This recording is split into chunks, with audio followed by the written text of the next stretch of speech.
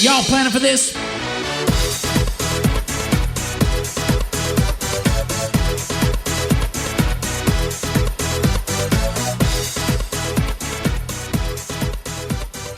Welcome back, TPR Nation. This is Jamie Shalansky in an episode of Worlds to Conquer, and this is part 2 of the series called What Pisses Me Off. In part 1, we dove into what really drives me nuts with team members, and that was primarily centered around not doing what I told you to do. And I gave you powerful tools. This isn't a Dear Diary entry of just knowing the things that irritate, the idiosyncrasies that make me nuts as a leader. This is instead about giving you the tools, much like myself, to deal with a myriad of different personalities and how we can get the most effectiveness, the most drive, we can get the most advantageous work out of our team members by identifying what triggers us, what pisses us off, and then how do we adapt our communication style? How do we put policies in place to get those team members to give us their absolute best? Because guess what? For the majority of employees out there across the board in any organization, most of them really care about the work that they're doing. They want to do a good job. But if you're an ineffective leader, and here's a telltale sign of being an ineffective leader, pop open your calendar. How many times a week do you have to talk with or meet with your team members? If it is several times a week and you're constantly having meetings after the meeting, or meetings before the meeting, then guess what? The problem, it's probably you. And you need to identify the ways that you can solve that so that your team can give you the absolute best. And in this part, we're going to dive into what pisses me off with clients, which guess what? Is the exact same thing, not doing what I told you to do. And that's not because me, Jamie Shalansky, is some dictator that wants to tell everyone exactly what to do, but really as a financial advisor, just like you listening to this podcast, just like you working with clients, and maybe you're the advisor, maybe you're working in a servicing or relationship management capacity, you really want the best for your clients as well. None of us are out there slinging bad advice for the sake of giving bad advice. We lay awake at night worried about the financial well-being of our clients because guess what? We kind of give a damn. We really do. I know Hollywood has painted a terrible scene about what financial advisors are. And don't get me wrong, there are a lot of swindlers out there. There are a lot of crooks. There are a lot of people that are acting not in clients' best interest. But here at the Perfect RIA, the people that we surround ourselves with, the advisors that make up our entire nation, that's not them. Instead, they are in the pursuit of perfection.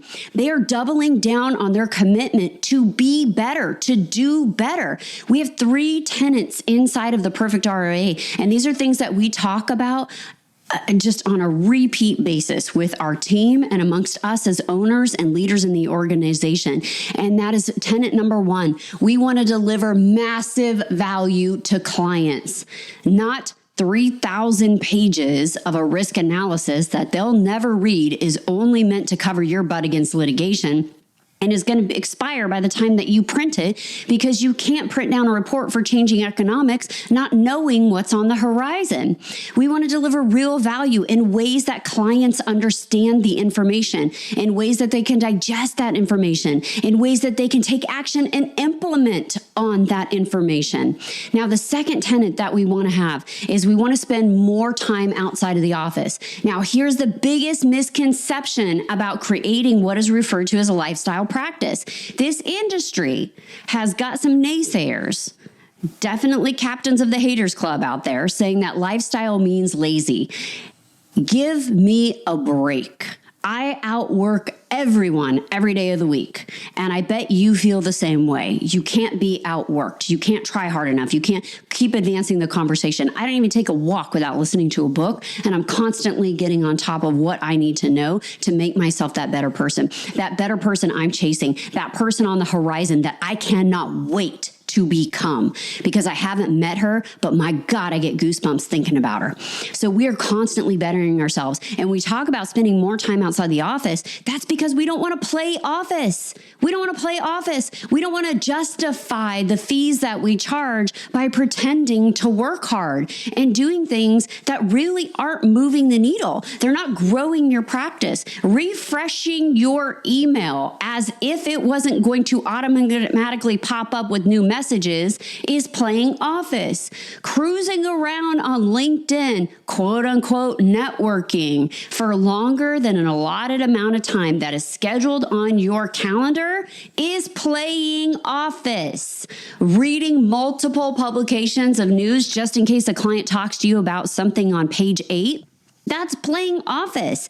You should definitely have your week streamlined. You should know when you're prospecting, when you're meeting with centers of influence, when you're meeting with your team members, and when you're refilling your cup. What are you doing to make sure that you are ingesting all the positivity that you need to be, so that you are being the husband and the wife that you need to be at home, the father, the mother, the aunt, the uncle, that person that needs to be there for their family.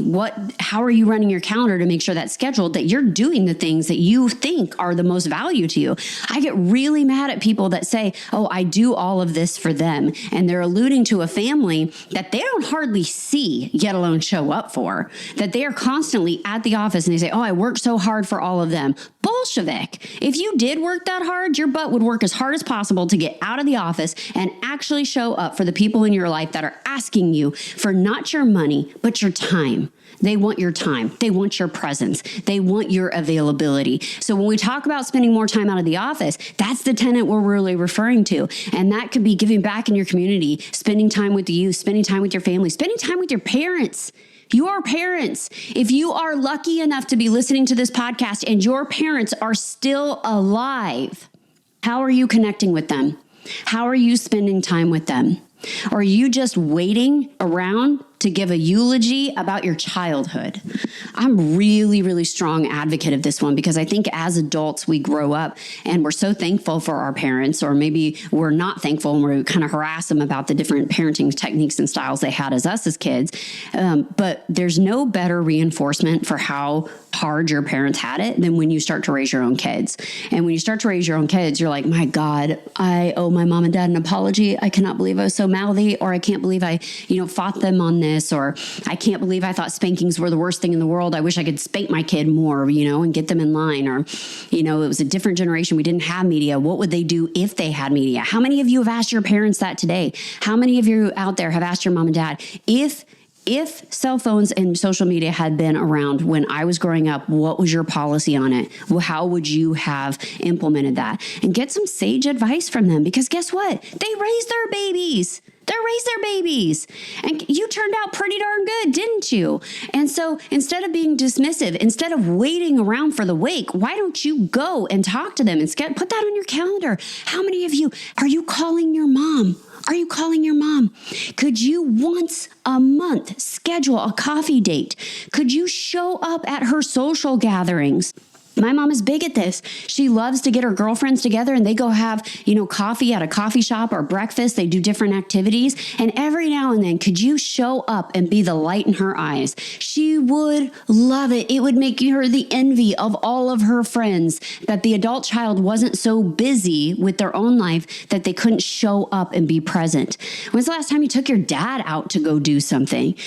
Fishing, hiking, those things that maybe you wish you did more of as a child, but guess what? You're not a child. You're an adult now. And as an adult, you can grab that parent and you could say, hey, I want to spend time with you. I want to go do this now.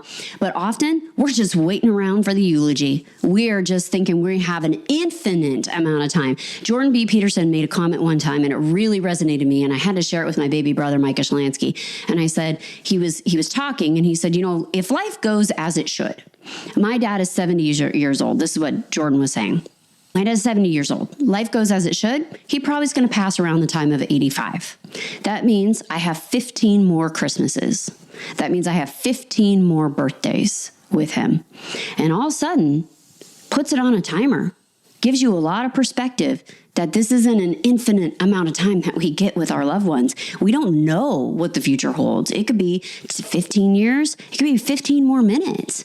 And we're so ardent about scheduling everything on our calendar, and we make sure we tend to our clients, and we make sure we're doing our networking, and we make sure we're putting our professional development inside of there. But we are not giving enough time towards calendaring and scheduling our intervals with the people that we constantly say we are doing this for. So if you find yourself in a position of saying, yeah, but Jamie, my family needs money. They need this affluence. They need me to hit these goals. Of course they do. Of course they do. I get that. But they also want your time. They want your dedication. They want your energy. They don't want the least of you. Don't give it to them on the weekend when you are crashing from a week and then hurrying up and thinking about all the things that you got to take care of. I got to do the lawn. I got to winterize a house. I got to, get the boat in. I got to do all of these things. Plus I got to parent. Plus I got to get ready for the week ahead. Are you giving them what's left over of you until time is left undone? Right? Until there's no more time to be had. Instead, why don't you put it on a calendar for a Monday or a Friday or Wednesday? Or what does that look like outside of Surge, where you're scheduling time with your family intentional? If you're being as intentional with your family as you are about running your business, imagine the heights that you could achieve. Imagine the things that you could do with them. That's why spending more time outside of our office is one of our strongest tenets that we're always remaining focused on. And our third tenet is we have to be profitable. We have to be profitable. We have a responsibility to be profitable. And people are like, oh, Jamie, you guys charge so much money and you're just kind of greedy about that. And, blah, blah, blah. No, I don't give a what you say about that. I have no fee head trash. Why? Because I know when I show up and deliver for you, I'm going to give you my best. And I'm going to outpace almost every other financial advisor that you could possibly go meet with. I'm going to show up. And guess what? I'm going to charge a premium for that. There's a premium for that service. And when I charge those fees, I know I have a responsibility to make sure my team is taken care of, my family's taken care of, and guess what? My clients are taken care of. I justify a lot of my fees in the fact that I have to run a profitable business. I have to stay in business so that my clients have somebody in 5 or 10 or 15 or 20 years that they can come and meet with. I have a responsibility to my clients to be profitable and remain in business. And if you're not looking at your book of business with that angle, you've got to sign up for our business planning workshops because we're going to take you through all of it. And one of the beautiful things about the Perfect RIA, in our pursuit of making perfection, in our pursuit of becoming better and better as financial advisors, guess what we get to do? We are in the trenches with you. This isn't people talking that maybe did, 20 years as a wholesaler and now they want to tell you how to run their practice, but they've never sat across from a client before. These are people that are building multi-million-dollar financial advisor practices because they are financial advisors. They get all of the head trash. In fact, I bet when you go to one of our masterminds, one of our workshops, you'll be around people that when you express and verbalize your head trash, they start nodding their head up and down because guess what? They are carrying that load with them too. They carry that head trash with them as well. But if you're not around like-minded people that identify and know what you're going through, then they can't solve it. They can't help you solve those problems. So in our business planning workshop, we get together and we just strip through the basics of a practice. And it's not something so technical you can't go take action on immediately. It's just sometimes the glaring obvious that you don't want to see. What I absolutely love about our masterminds is we'll ask before the attendees come to them, we'll say, hey, what do you want to get out of this? And they identify the problems and they say, hey, my problems are 1 and 2. And they get to that mastermind and we're like, 1 and 2 are not your problems. You forgot about 3 and 4. Those are your problems. Fix this and 1 and 2 are gone. They're not even on the board anymore. But you need like-minded people. You are the sum of the 5 people you spend the most amount of time with. And if those aren't people in your mastermind when it comes to business building, and if you're not getting people with that experience that have been in the trenches and doing those things that you want to do in the future, then you're not going to get the type of advice that's going to make an impact. That's not going to do anything but change your life. We've all hired business coaches that kind of help us work through head trash. They kind of give us good advice, but they don't get it. They don't get it. They haven't sat across from a client. They have not worked with somebody for 5 or 10 or 15 years. They don't know what it's like to have to tell one of your top clients, I don't want to help your drug addicted son. Sorry, I'm not going to be working with him and meeting with him every week like you asked me to do. I'm not qualified for that. I'm a financial advisor. He needs therapy. They don't know how those conversations impact. So I really put a lot of emphasis on this when we talk about being profitable, is the responsibility that we have to build a practice that is sustainable. Not just give us a level of affluence, but can sustain so we can be there for our clients. Those are the 3 tenets of the Perfect RIA. Deliver massive value, spend more time outside the office with the people you say you love, and then be highly profitable in the process. But along the way, we're still going to have interactions with clients that don't go the way we want them to go. So now we get back to when clients really piss me off. And that is because I am so invested in the outcome of their future. Matthew Jarvis said something to me one time. I was kind of going through this thing and I was like, oh, I got this client, we're going through this case. And I said, well, at the end of the day, it's their money, it's their decision. And he said, yeah, but you're still the captain of a sinking ship. You're still the captain of a sinking ship.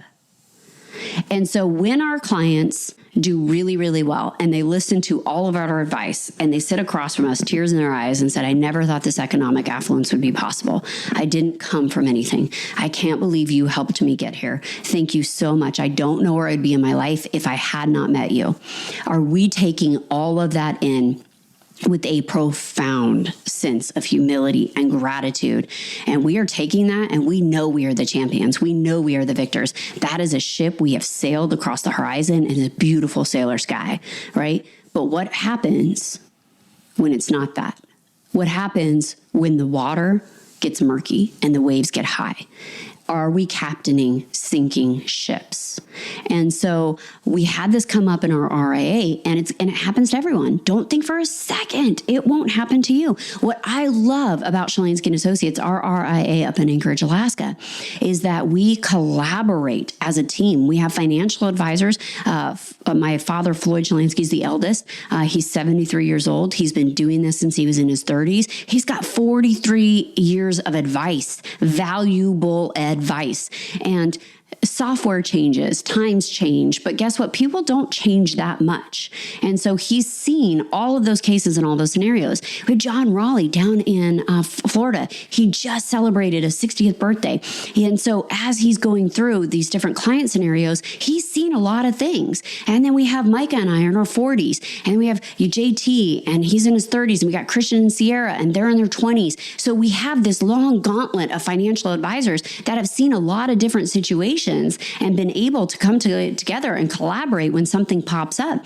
And what I love about that is because something will pop up. They'll pop up for Floyd and John, just like it would pop up for Sierra and Christian. It would pop up for everyone. It doesn't matter where you're at in your career. And you need somebody else to run a scenario by because you're too close to it. And we just had a client, a situation occur.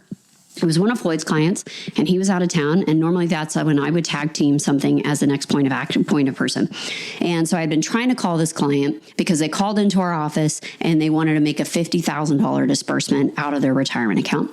And fixed income person, the client was 86 years old. And that's a large disbursement for an 86-year-old with a fixed limited portfolio. Single, she's a widow. She's been a widow for the last couple of years. 2 adult children. Neither adult children are affluent. And so I'd been trying to call the client because my operations team, who's usually responsible for the movement of money, kind of flagged it and said, hey, this falls outside of normal distribution patterns for this client. Can you reach out to them? So called the client. And the client didn't answer. And I knew when that client would call back. I knew she would call back when? The second I became unavailable. The second I went into a conference room and shut the door and I was not available, the client would call back. And so I called one of our junior advisors, our proteges, and I said, listen, this client is going to call back the second I shut that door. And here's what the conversation I need to have with you about them. Now, the person had good intention. The client, feels that she's at the latter stages of her life. Her kids will inherit all of her money anyway. And her son's fiance needed $50,000 to save her business because she took a small loan from a bank of $50,000 and the bank called the note. And apparently the fiance had turned the note, the bank letters into an attorney. The attorney said, yep, the bank can totally call the note. It's within their rights to do it. And you have to repay it by X amount of date. So the client says benevolently, well, I'm just going to give her the money. I'm just going to give her this money out of my portfolio. And the client didn't have $50,000 to just give, right? It was part of a fixed income strategy. This was down towards the latter part of her years, and she only had so much money. So I'm talking to the protege, and I said, hey, I want you to stop thinking of her as a person, and I want you to strip away the facts. Here's the facts. You have an 86-year-old widow taking out 20% of her portfolio and giving it to a non-related person. And she goes, my God, I didn't think of it in that light. And I said, yes, you need to stop all the subjective opinions, all the things that you know this person is benevolent, you know that she's very giving, you know that these are her kids and she wants them to be empowered, even if it is the fiance. You strip away all of those things and just get down to the facts of this case. Is this true or not true? Now, why did I pose it like that to her? Because one day, when a regulator comes in and you have an audit or a compliance exam and they start pulling randomly cases and they see this activity, that's what they're going to see. They're not going to see the client Sue, who's so open and generous and, really felt she's at the end of her days and her kids were going to inherit the money anyway, so it didn't matter. They don't care about any of that, and they shouldn't. On the facts, you had a widow, 86-year-old woman taking out 20% of her portfolio, giving it to a non-related person. That is a red flag.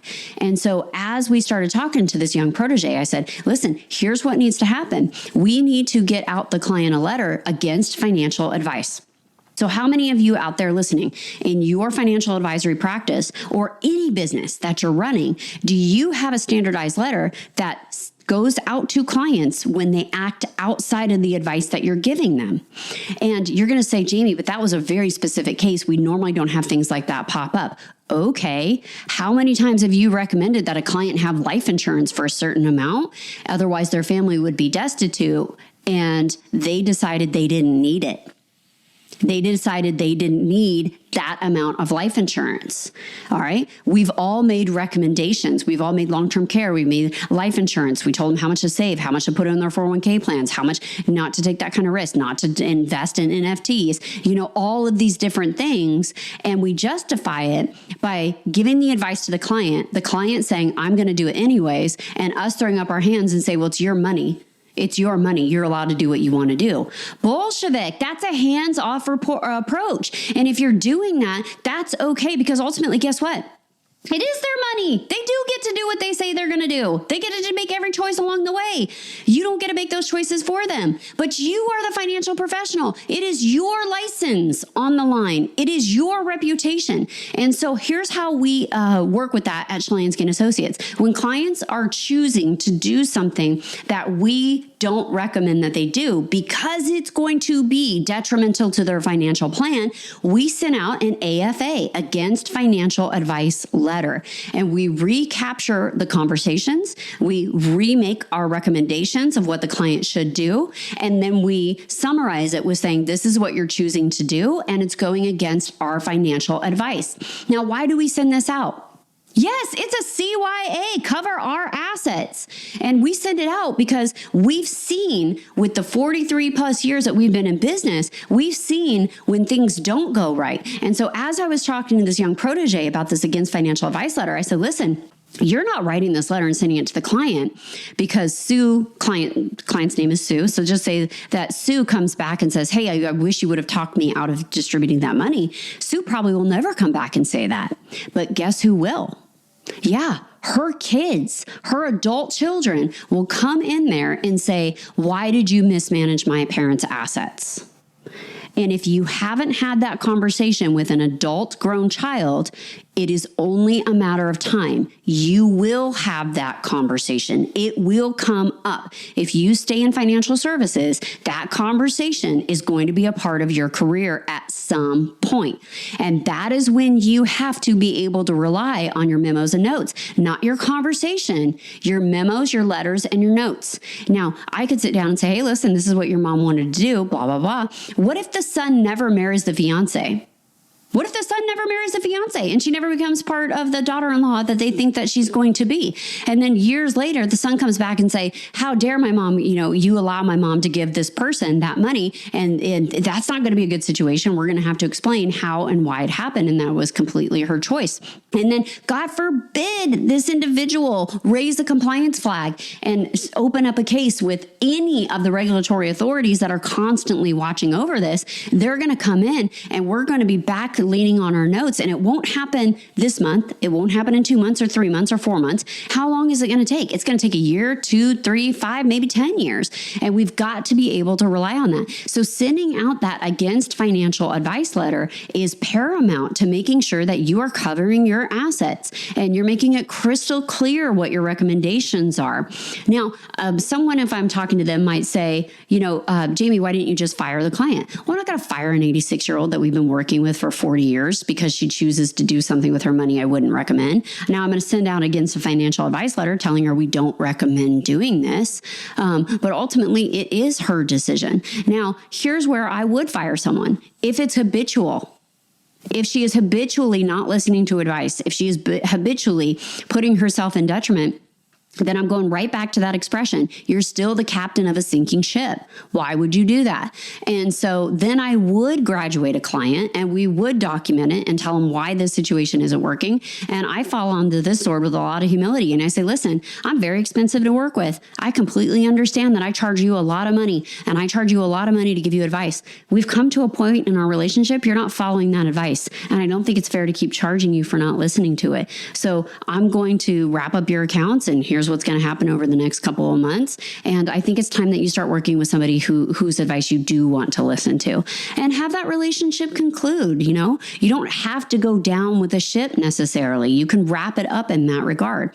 Now, as we were doing a training session with all of our financial advisors, and Floyd and John brought great experiences. And of course, they tend to go off a little bit on the deep end and try to scare you to death about losing your license and losing your business and all these things. Well, why? Because they've seen that. They've seen it happen in the industry. They've seen good people just exited out of the industry because they didn't document everything.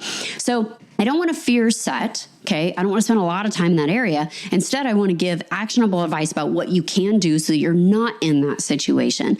And so one of our juniors said, hey, well, but you kind of have to be discerning, right? Because not always is it about a client doing something like this red flag elder situation. I said, no, it could be a client not taking life insurance. And he goes, so anytime a client doesn't listen to anything we say, do we send out this letter? No. If I'm working with a client and they've got an abundance of cash flow and I tell them, hey, listen, I want you saving $5,000 a month and I want you to put it in this wealth building account. And they say, Jamie, I appreciate that, but I'm only going to do $3,000. That's not against my financial advice. That's just part of the financial planning. That's an acquiesce. That's us coming up to a middle ground and understanding of what we can save and what we can do towards that future. That's not detrimental. It's not going to change. That might modify the outcome of their retirement and our savings towards that, but it doesn't put them in detriment. It's not detrimental towards that. And so that's when we want to send out the against financial advice is if you've told the client to do something and they're doing the opposite and it's gone against financial advice and that advice or going against it puts them in detriment or jeopardizes their financial plan or the outcome, that's when you want to send this letter out. If you want a copy of an example of a letter, since we just happened to do one, if you're one of our members, remember we have Backstage Pass and Invictus. Backstage Pass is like your gym membership. You go in, all the equipment's there. You get to log into our learning management system, go through everything that we use in the Shalansky & Associates and Jarvis Financial offices. But you got to figure it out yourself. You're not going to get any hands-on coaching. Our Invictus members, oh my goodness. Those are for people that put their money where their mouth is. And they're like, hey, free advice is great. I'm not following it. I need you to tell me exactly what I need to go and do. I need you to spell out quarter to quarter, what do I need to do? And I'm going to go crush that because I want a 5X in the next 3 years.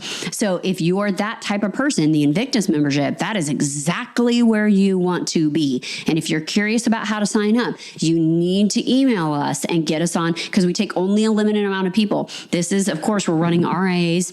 in Washington and Alaska. So we don't have all the time in the world to take on all of the advisors that want our help. We're very selective. We're saying, hey, I need people that are not only going to pay to be a part of Invictus and put their money where their mouth is, but people that are going to show up. We've kicked people out of Invictus. We've had people show up and then they're like, yeah, I don't know. And that just like a client going against financial advice, if you're paying for this and you're not going to listen to me, move over. You're taking up a seat for somebody else and we will go offer that to somebody else. So if you want to be like some of our select financial advisors that have transformed their practices in ways they did not think was possible on the timeline that we outline, because guess what? We're real financial advisors, so we know exactly how long all of this will take. Stop talking and dreaming and hoping your life is going to change without taking any action.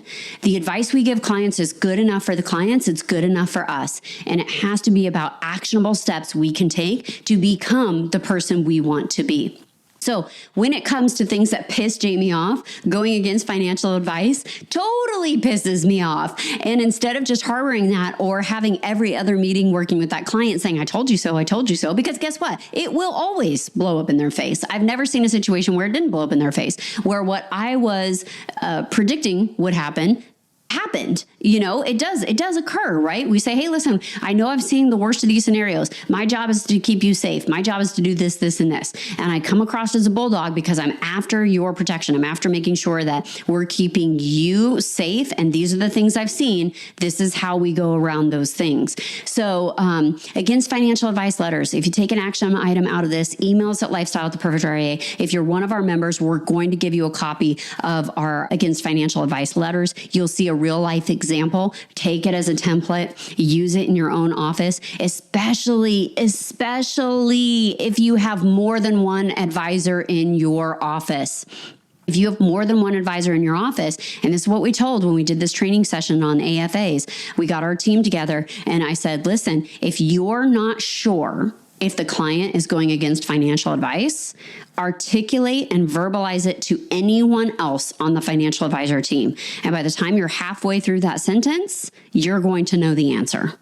And that's sometimes what it needs. And I told them, I said, hey, listen, when we're in Surge, how many times do you see Micah pop back to my office? Or how many times do you see Micah and I pop back to Floyd's office? Or Floyd come into Micah's? Or whatever the situation is. We're constantly in between appointments collaborating. And it's not because one of us doesn't know the answer, but because sometimes you need to just bounce an idea off of someone. You need to verbalize it with another professional and get another person's perspective. And then say, hey, what did you do when you had this happen? Or do you know anything on this? Do you know anything on that? And then be like, yeah, actually, I just had this happen. Because a lot of times when you go through Surge, you're going to find like a third of the way through Surge, clients start saying the same things. You start hearing about the same situations. And in our office, anytime a client brings it up, if we have 3 different clients bring up the same subject, we know everyone else is probably thinking about it too. And we'll jump in, maybe do a client newsletter on whatever that was and send it out to everyone. So we try to stay really top of mind about that. We try to stay really intuitive to the things that our clients are saying because they will develop a pattern. We go into Surge with we call it advisor pack, and it is exactly what we're going to present to the client, but we keep it tucked inside. Our office is a blue folder. We don't bring it out during that meeting saying, look at all the stuff I have for you. Instead, we keep it inside of there. We make sure the meeting is going on track, and then we bring out each item one at a time as needed. The reason that we do this is because one time we were going through net worth. That's what it was. We were going through our net worth value add, and I had a client come in, Bob and Sue. And as we started going through things, she was saying, hey, the credit card's gotten kind of high because we go through cash flow first in our meetings. I said, okay, what's going on? He said, well, we had a lot of unexpected travel to Bend, Oregon. My mom's not doing well. One of my sisters has been the caretaker for the last 7 years. My brother-in-law called and said, you guys need to quit your jobs and you need to come move down to Bend and help out. We can't do this by ourselves anymore. And they thought he was being kind of dramatic. And they flew down there and they saw, holy cow. After spending 7 days with mom, guess what? Brother-in-law was not being dramatic, and mom now does need full-time care. And they had been flying back and forth to give the sister some relief in that capacity. Now, as we're going through that conversation and she's crying and she's torn, she's like, do I retire? This is so much a part of my, well-being as a human. I love what I do. Like I've been doing it for 50 years and I absolutely love it. And I can't imagine my identity not having this as part of it. And we're going through that scenario.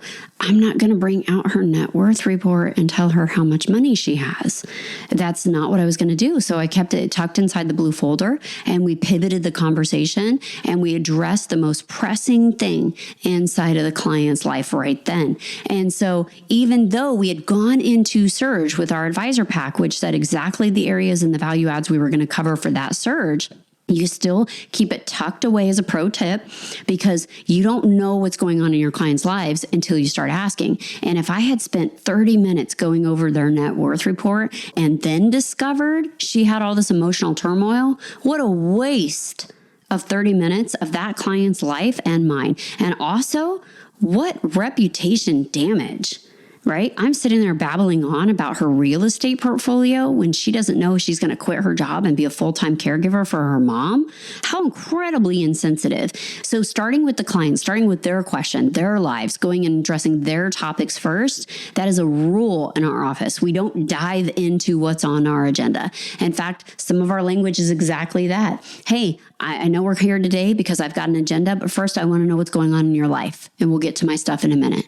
And then we go through all of that. So lead with the client first. Their questions go first. That's how you deliver massive value to your clients. TPR Nation, you know we're 100% about action items. AFAs, against financial advice. You got to have one in your office. You got to talk to everyone in your office about how and when to use it. Reach out. That's what this community is about. It's no longer about everyone holding their cards closest to their chest, fearful anyone's going to see anything. This is about instead sharing and collaborating with real financial advisors that are out there in the trenches doing the work that you're doing. TPR Nation, this has been an episode of Worlds to Conquer. I'm Jamie Shalansky. Go find people who share your values and change the world. Hi, TPR listeners. This is Amber from your Follow-Up Fridays. It's time to stop dreaming about success and take action to improve your practice and your life. If you're ready to take control and learn from the experts, then sign up today for our Backstage Pass program, where you'll get access to the actual systems and processes that Matthew Jarvis and Micah Shalansky have used in their multi-million-dollar practices. And if you want this and more, including a guided and personalized path to accelerating your growth, along with access to our exclusive masterminds, look no further than our Invictus program. Enrollment is open through Tuesday, October 24th. It's time to invest in yourself to create the lifestyle practice you want and the life you deserve. Don't miss your chance. Visit theperfectria.com/grow to learn more. Hold on before we go. Something that you need to know. This isn't tax, legal, or investment advice. That isn't our intent. Information designed to change lives. Financial planning can make you thrive. Start today, don't think twice. Be a better husband, father, mother, and wife. The Perfect RIA, the